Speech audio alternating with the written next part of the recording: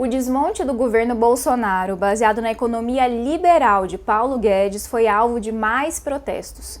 O De Olho na Resistência desta semana mostra a manifestação de estudantes universitários, quilombolas e indígenas em Brasília. Noticiamos também a mobilização pela luta dos quilombolas de Matões, no Maranhão, que estão sendo expulsos por fazendeiros. Os quilombos também estão presentes no De Olho na Cultura, que apresenta a viola de Buriti, uma tradição artística do Jalapão. No De Olho na História, voltamos nossos olhos para os Guardiões da Floresta e Paulo Paulino Guajajara, jovem morto na luta pelo território. Eu sou a Luma Prado e, mais uma vez, tenho o prazer e a alegria de estar aqui com vocês no De Olho na Resistência.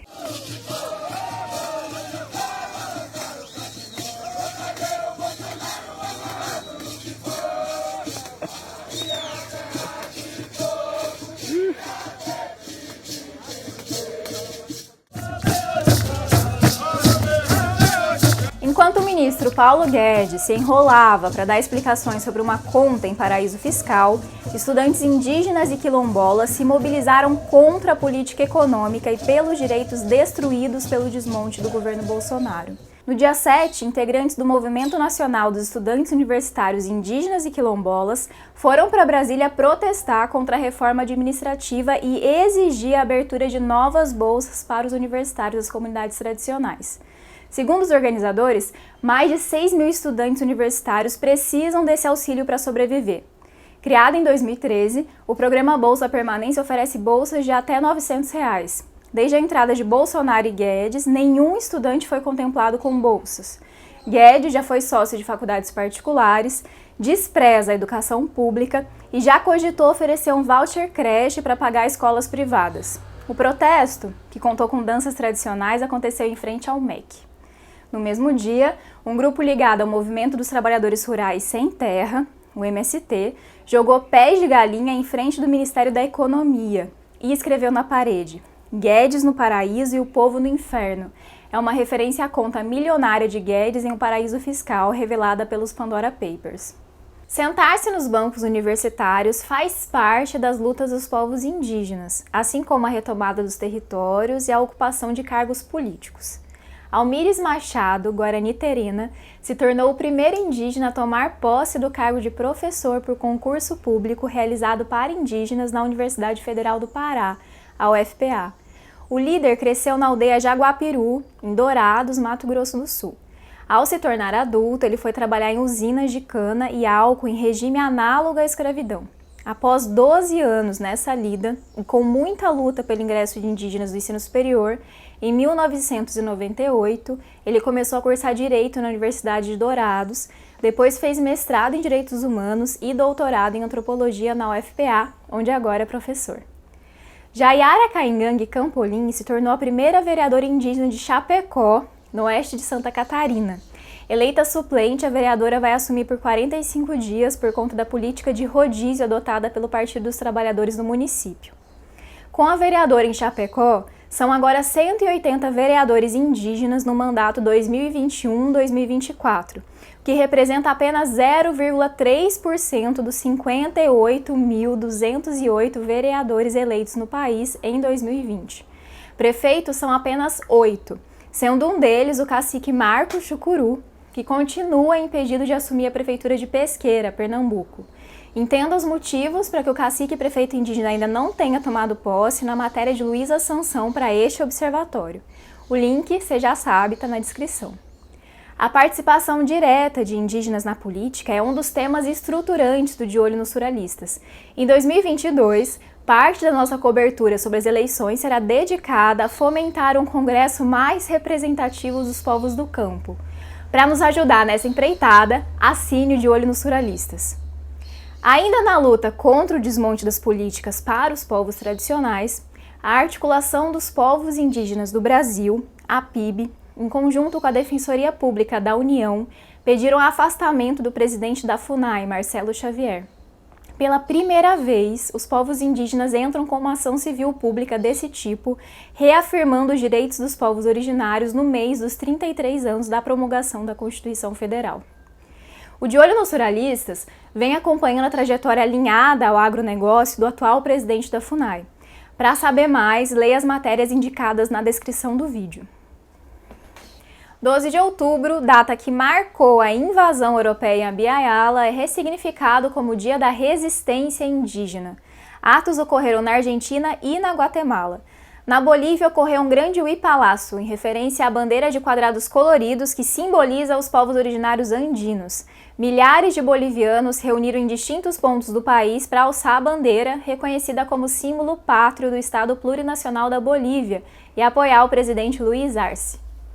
A Comissão Pastoral da Terra, a CPT, lançou uma campanha para arrecadar fundos e alimentos para as famílias das comunidades Tanque da Rodagem e São João, do município de Matões, no Maranhão. Desde o dia 11 de setembro, os quilombolas resistem acampados para proteger suas comunidades e impedir o avanço do agronegócio em seus territórios. Uma das moradoras mostra a destruição. As árvores tudo derrubadas, pé de aroeira, pé de planta, pé de caju. Aqui era mata e era casa. Foi tudo derrubado, tudo destruído pela empresa. A situação é tão grave que a Secretaria Estadual de Igualdade Racial, em setembro, foi impedida por jagunços de ter acesso ao município de Matões, onde fica a comunidade quilombola. Veja como você pode ajudar nessa luta no link no comentário. Acaba de sair no YouTube o documentário Cadernetas Agroecológicas, construindo a autonomia econômica de agricultoras agroecológicas em Viçosa. Este projeto, simples e prático, surgiu numa parceria da Universidade Federal de Viçosa e o Centro de Tecnologias Alternativas. Agricultoras aprenderam como administrar seu trabalho a partir de uma caderneta para não perderem nada. E as mulheres também protagonizam outro sistema que ajuda no dia a dia e na agroecologia. No semiárido nordestino, várias agricultoras têm adotado o reuso da água cinza. Elas aprenderam a canalizar a água que usam para tomar banho, lavar a louça e cozinhar e mandá-la num sistema de gota a gota para irrigar seu quintal. Entender esses e outros processos faz parte das discussões do 3º Encontro Regional das Juventudes Rurais do Bico, que acontece de 13 a 16 de outubro no Tocantins, com o tema Juventudes do Campo Cultivando a Vida Agroecológica. A programação conta com oficinas temáticas gravadas pelas juventudes das comunidades que mostram atividades do cotidiano na sua vida agroecológica. A história que a história não conta, o avesso do mesmo lugar, na luta é que a gente se encontra. Nunca desistir! Oh, oh, oh, oh, oh. Vai ganhar!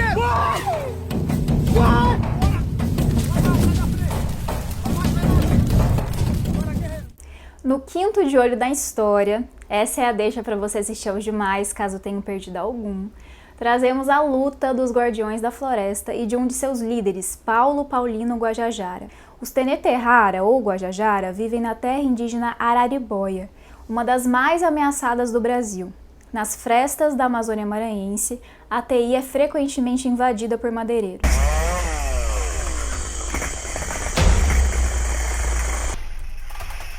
Em 2015, foi palco de um incêndio que ardeu por 2 meses, comprometendo 220 mil hectares, 38% da área.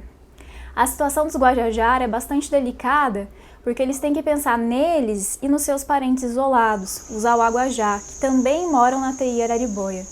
Entre 40 e 60 Auaguajá perambulam em pequenos grupos pela área.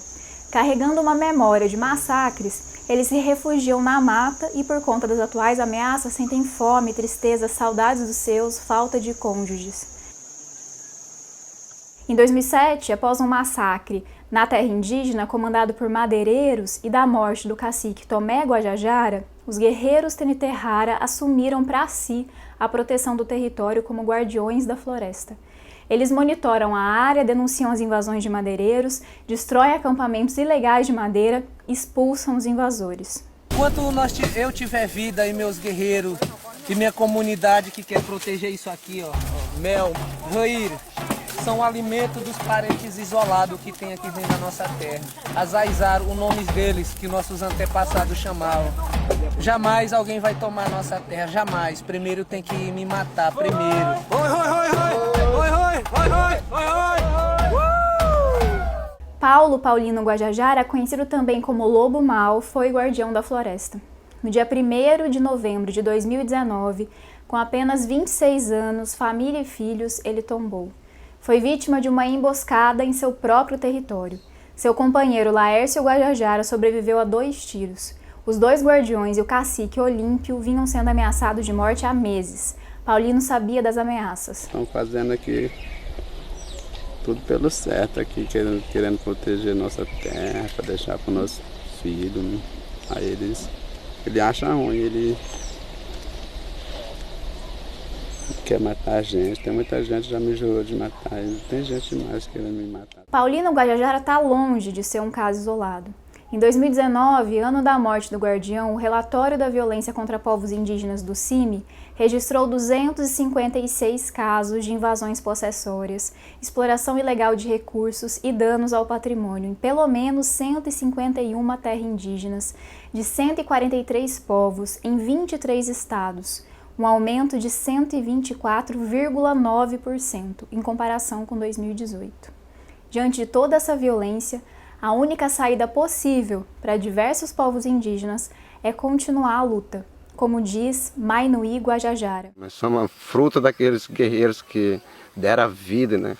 Fruto dos anciões guerreiros também que já se foram, entendeu? Não estão aqui em pessoa, mas espiritualmente eles estão nos dando, né, essa força de vontade de levar a nossa luta adiante.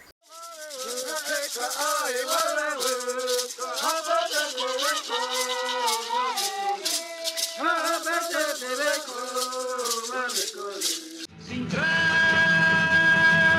Curis, eu não entrego, não.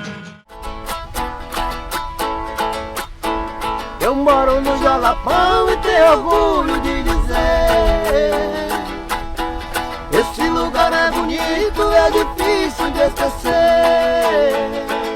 A viola de Buriti, conhecida também como violinha de vereda, é uma tradição cultural dos quilombolas, que surgiu e se mantém na região do Jalapão, no Tocantins. O buriti é uma palmeira presente em terrenos alagáveis e brejos, como nas veredas do Cerrado.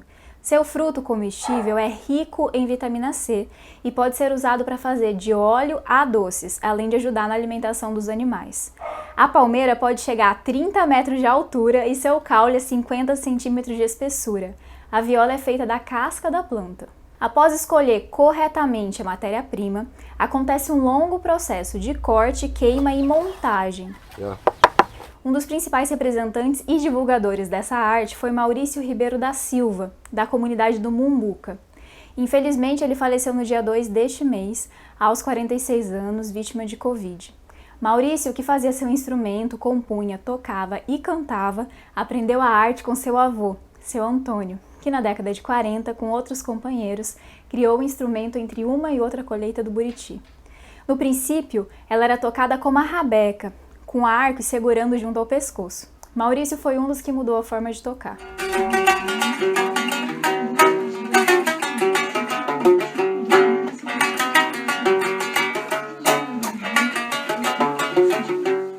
Além de Maurício, o Jalapão está cheio de mestres tocadores, seja no Mumbuca, seja em outras comunidades, como Barra da Aroeira.